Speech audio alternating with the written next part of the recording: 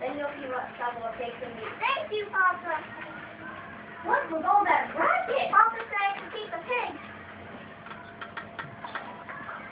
He's yours. Save from timely death. Oh, look at him. He's absolutely perfect. Hey, sweetheart.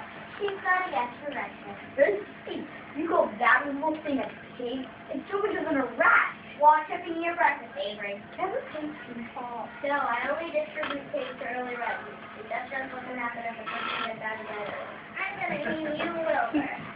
Fern loved Wilbur more than anything. She loved to stroke him, feed him, and put him to bed.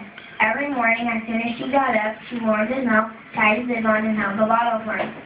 Every afternoon after school, she ran to the kitchen to pick bottles. She did this again at supper time and one more time before he went to bed. Wilbur loved his milk, and he was never happier than when Fern was warming up a bottle for him. Wilbur was a spring pig, which simply means born in springtime.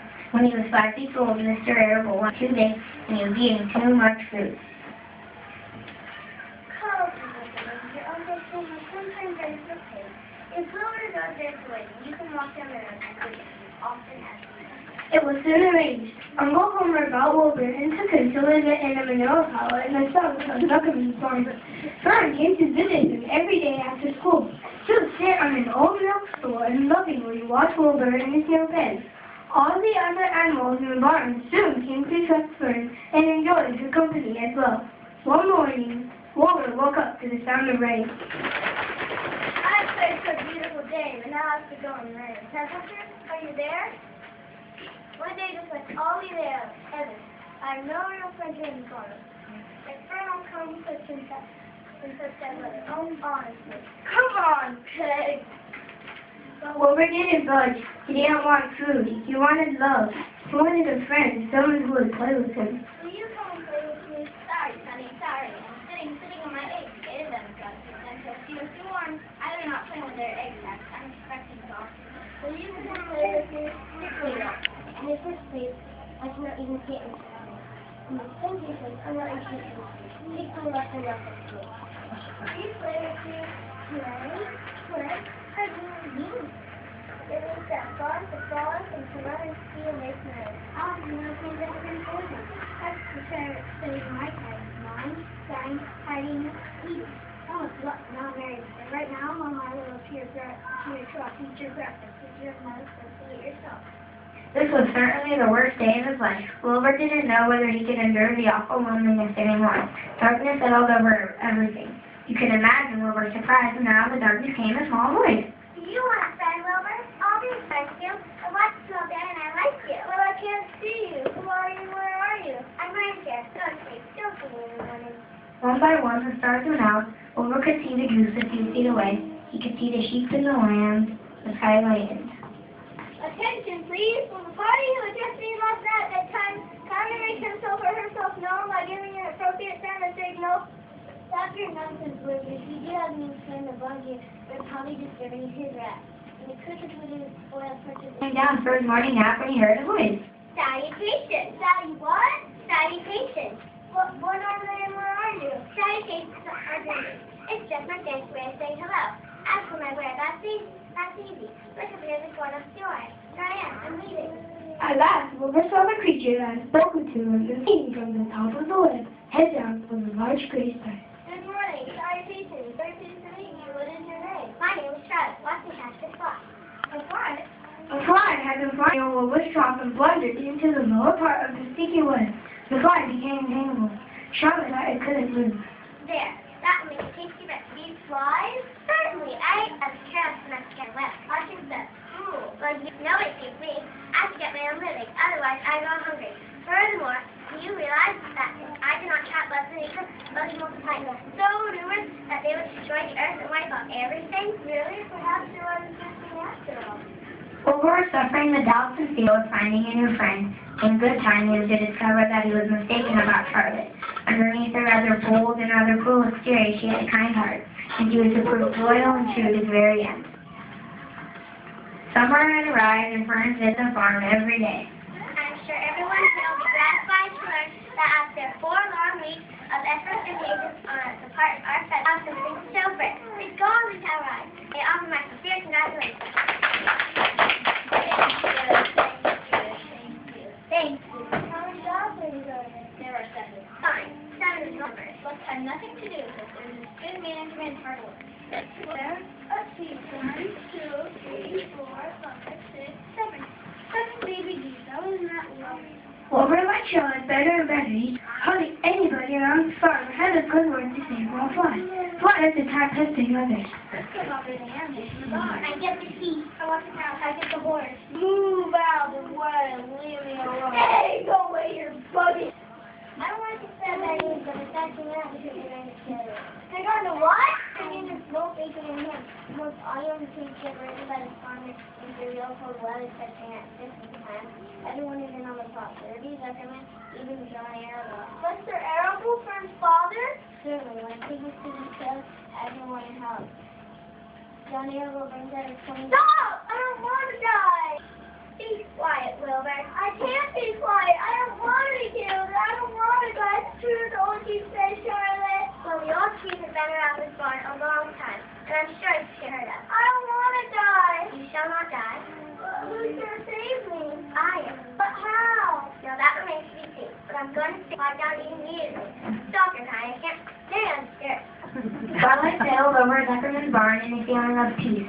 Swallows fast on silent wings, the trill of the tree toad and the occasional slamming of the kitchen door filled the air. All these sounds made him feel comfortable and happy, and he loved life, but the thought of death came to him and he began to drift.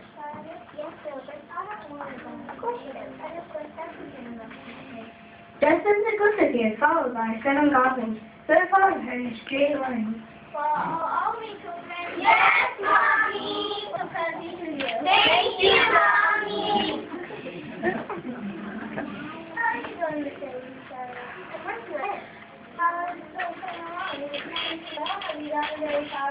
The band has early stages. I'm coming along. Now I want you to get plenty of sleep and rest and build yourself up. Now stop hurrying, never worry. The next day was foggy, dripping wet. The spider's web is especially a thing of beauty. Each thin strand is decorated with dozens of tiny beads of blood glistened in the light and made a pattern of woven-ness and mystery, like a delicate bell. Even Murphy, who wasn't particularly interested in beauty, noticed the web when he came with a big speckling. There, in the center of the web, merely lowered in block message. It said, "Some mistake." Anything wrong with the pig? That is exactly. Come and see for yourself. You'll see it on.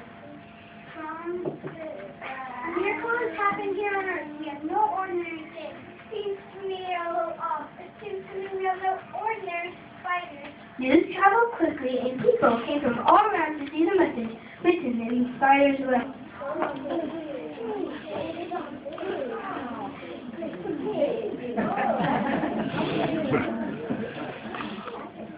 One spider called a meeting with all the animals in the barn.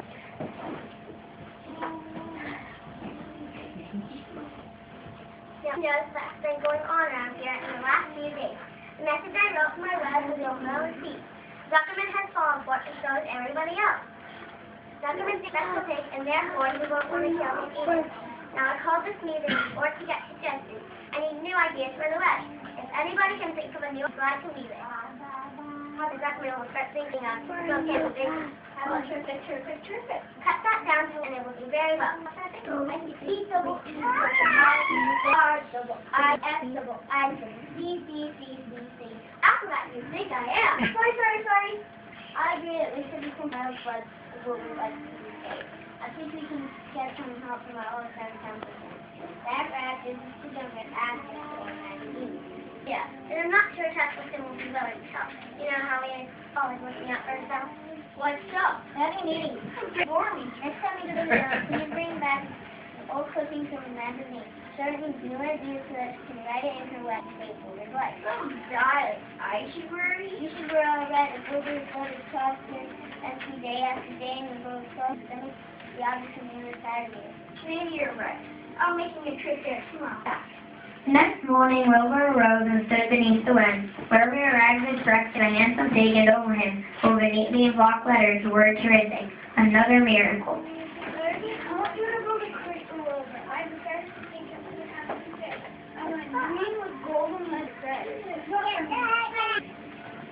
Time for...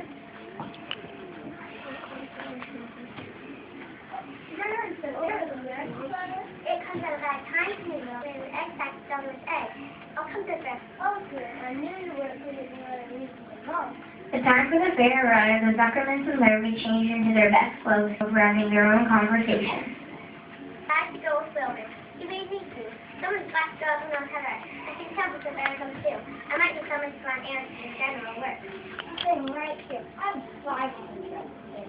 That's because you never in general affairs are out there. People still get upstairs and I can keep out late at night and have a eat. True? I'll be eating my snack. That's why I want to. The family loaded up inside a circus. Little did the family know that there was also a big great size and a sneaky rat on board too. When he turned evening, Templeton crept from the crate and looked around. Bobby and Charlotte was floating away. Templeton wanted to go exploring because his nose had picked up scents of food. After eating the leftovers of someone's lunch, Templeton returned to work with his face. Here, it says humble. Humble? That's two meanings. This means not sad and low to ground. Wilbur all over. Well, I hope you're satisfied. I want to just spend all my time fetching and carrying. I'm literally fixing one. I don't want to dictionary. Very well. Run along, press. Fairly well. Wilbur awoke and looked for Charlotte. First, Charlotte, get around here. Where's that nifty little thing? Did you make it? I didn't see my egg-sack, my magnum opus. I don't know what all that is most of it. That's right. It means great work. This egg-sack is my... What's inside, eh? 514 of them. This is perfectly beautiful, eh? It's made in the toughest material I have. I guarantee that it's strong. It's waterproof too. The eggs inside will be warm as ice. We're really going to have 514 children? If nothing happens yet. Of course they want to turn us out. Why do you sound so sad? I think you would be really happy though. Oh, don't be any touchy. I guess I'm so sad because I won't get to see my children. Of course you'll see them. More often. Well, Wilbur, I don't feel any good. I'm not young anymore. But don't worry, look at my beautiful leg. Isn't it so well? Do you want it? At 9 o'clock, Mr. Elbow struggled into the fairgrounds and came to a stop at Wilbur's pen. Look at Charlotte's foot. Read what it says. Hey, Elbow, look at this. This is Wilbur's final ring. Oh, no. Suddenly, a voice was heard over the fair loudspeaker. Next year, please, will Mr. Wilbur recommend bringing finger skates on the bandstand? The special prize will be made during 20 minutes. Up overhead in the shadows of the ceiling, Charlotte crouched, unseen her egg-sack. Her heart was not beating as strongly as usual, and she felt weary and old, but she was sure at last that she had saved Wilbur's life, and she felt peaceful and content. Many damn states. To four corners of the earth accepting many tourists to a great state. Many do you remember that summer when it was Sparta's wedding. In the words of Sparta's blood, ladies and gentlemen, this is some page. On behalf of the girls of the fair, I'll present $25 and a medal to Mr. Zucker, who won this radiant, terrific, and humble take.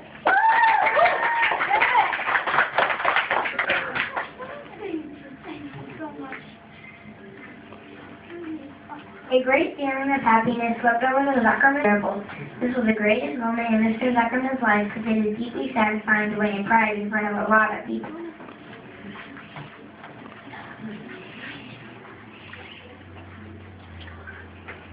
Charlotte, are you okay? You seem very quiet. Oh, it's exciting. It's hard to be quiet. I'm not looking my friend yet. The teacher's sick. Nothing to harm me now. Things are coming up. Nothing will not harm me ever. I need to do all this for the service of my friends, and that means something tremendous. Charlotte was going to, and she knew that she was not being voiced to the barn. Wilbur knew that he had to take Charlotte's egg-sack back to the barn down from the ceiling. Templeton! That is very early, Mr. Barnum. I need you to go with that egg-sack down so we can bring it back. What's in it for me? It's not down for me. I'll let you eat first from learning thoughts and you have a choice of extra. So Templeton began snipping the fastened it back to the ceiling. Wilbur watched from below. I will never forget the as long as you will. Alright, so then she said, ooh, where's awesome you? Wilbur carefully moved against the man's mouth and held it on the tip of his tongue. He couldn't talk, but as he was being shoved into the crate, he looked up at Charlotte and gave her a wink. She knew he was saying goodbye in the only way he could, and she knew her children would be safe. Goodbye. Next day, the fairgrounds were deserted and Charlotte died. The hundreds of people that visited the fair that year never knew that a gray spider played the most important part of all in saving the life of a pig. Wilbur came home and his beloved goat carefully looked after Charlotte's eggs, acted though he were guarding his own children. One spring day, Charlotte's children were here. They waved their forelegs at him. When they were ready, they pointed their spinnerets in the air and sailed away. They were off in the world on their own. 3 of Charlotte's children stayed and made their home in the barn, making Wilbur very happy and proud. The seasons passed, but he never forgot Charlotte. Although he loved her children and grandchildren dearly, none of the new spiders ever quite took her place in his heart.